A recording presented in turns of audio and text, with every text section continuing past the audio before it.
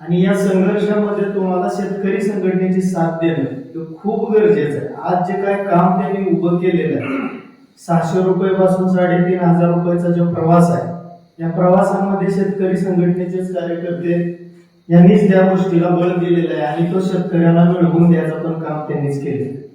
खरं तर 70% शेतकरी असताना सुद्धा शेतकरी संघटनेमध्ये लोकांची काम करण्याची इच्छा नसते, कष्ट करतात, काम करतात. आपली कुणीही कहाणी केली तरी चालतं. किंवा दुकानदार करत असतो, समाजामध्ये भाजी विक्रेता करत असतो, कारखानदार करत असतो, सगळ्या पद्धतीने आपली बडबड केली जाते. पण आपण जागरूक कधी होणार आहे हा प्रश्नच आहे. आणि याच्यासाठी आपल्या लोकांनी खऱ्या लोकांच्यासाठी लोकांमध्ये मिसळून आज जे काय काम करते, खरं तर ही संघटना गेल्या वर्षी तयार होण्याच्या अगोदर 10 वर्षापूर्वीची संघटना आपल्या गावामध्ये तयार होणं गरजेचं. त्यावेळेपासून जर आज असतं तर आपल्या गावातल्या दराचं, पिकाचं, उत्पादनाचं सगळ्या गोष्टी ह्या बदललेल्या आपल्याला जाणवल्या असत्या. म्हणून शेतकरी संघटना ह्याच्यामध्ये सगळ्यात महत्वाचा भाग आहे की स्वाभिमान. शेतकऱ्याला तो घाण न ठेवता स्वाभिमानी जर राहिले तर आपल्याला प्रत्येक गोष्ट त्या संघटनेच्या माध्यमातून चांगल्या पद्धतीने मिळू शकते.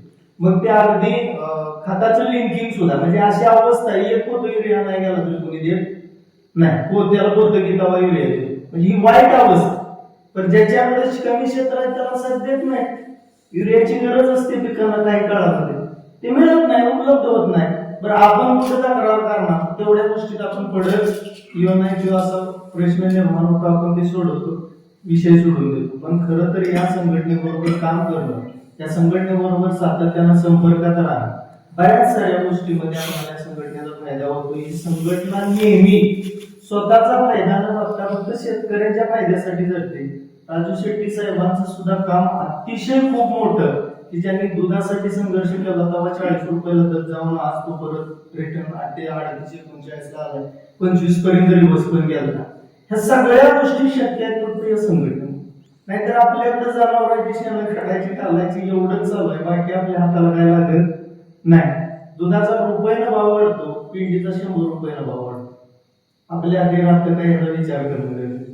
आणि खरं तर शेतकरी संघटनेचा विकास झाल्यानंतर समाजामध्ये ऑफिस लेवलला कोणत्याही कार्यक्रमाच्या ठिकाणी तुमच्याकडे लोकांचा बघण्याचा जो नजरिया आहे तो बदलला जातो.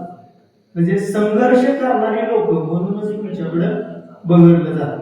असंच कुणाला पण तिथे इज्जत दिली जात नाही. खरं तर इज्जत पाहिजे कुणाला, शेतकऱ्याला पांढरी कपडे घालून करणारा शेतकऱ्याला दिली गेली पाहिजे. समाजामध्ये तशी नाही, विपरीत परिस्थिती आहे. त्यातनं बाहेर काढण्याचं काम त्या संघटनेमुळे. तर याच्यामध्ये आपल्या गावामध्ये सगळ्यात जास्त ऊस क्षेत्र आहे. ऊस क्षेत्राचा फायदा आपल्या सगळ्यांना बऱ्यापैकी होतो. पूर्वी कापसाचं पीक होतं, तिथनं शेतकरी डायव्हर्ट झाले. हमी भाव, एक FRP, या गोष्टीमुळे आज हे सगळं शक्य होते. म्हणून आपण या आपले जे काय या राज्याचे प्रवर्तक आहेत अनिल पवार साहेब, त्यांचं सुद्धा खूप चांगलं काम आहे. त्यांच्या संपर्कात मी कधीही नसतो, त्यांचा माझा कधी ओळख सुद्धा नाही, पण शेतकरी संघटनेविषयीच्या बारीक सारीक गोष्टीवर सुद्धा माझं सतत लक्ष असतं. आल्यासाठी केलेलं त्यांनी मागल्या वर्षीचं जे आंदोलन होतं पुण्यापर्यंत जाऊन केलं, स्वतःच्या पैशाचं तेल जाळून ते आंदोलन केलं, तेव्हा शेतकऱ्याच्या हाताला त्यातनं पैसे मिळाले. म्हणजे ऊसातनं त्यांनी आता तिथं रुटीन व्यवस्थित चाललंय, ऊस शेतकऱ्याला चांगले पैसे मिळायला लागले म्हणून ते थांबलेले नाही. त्यांनी आलीसारखं नगदी पिकाकडे सुद्धा लक्ष दिलं आहे. भविष्यात बऱ्याच साऱ्या गोष्टीवर त्यांचं सुद्धा खूप मोठं नियोजन आहे.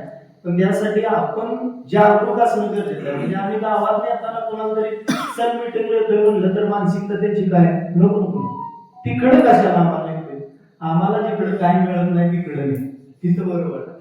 अशी अवस्था आहे लोकांची, समाजामधली परिस्थिती आहे. ठीक आहे, मी एवढं बोलून माझे 2 शब्द संपवतो.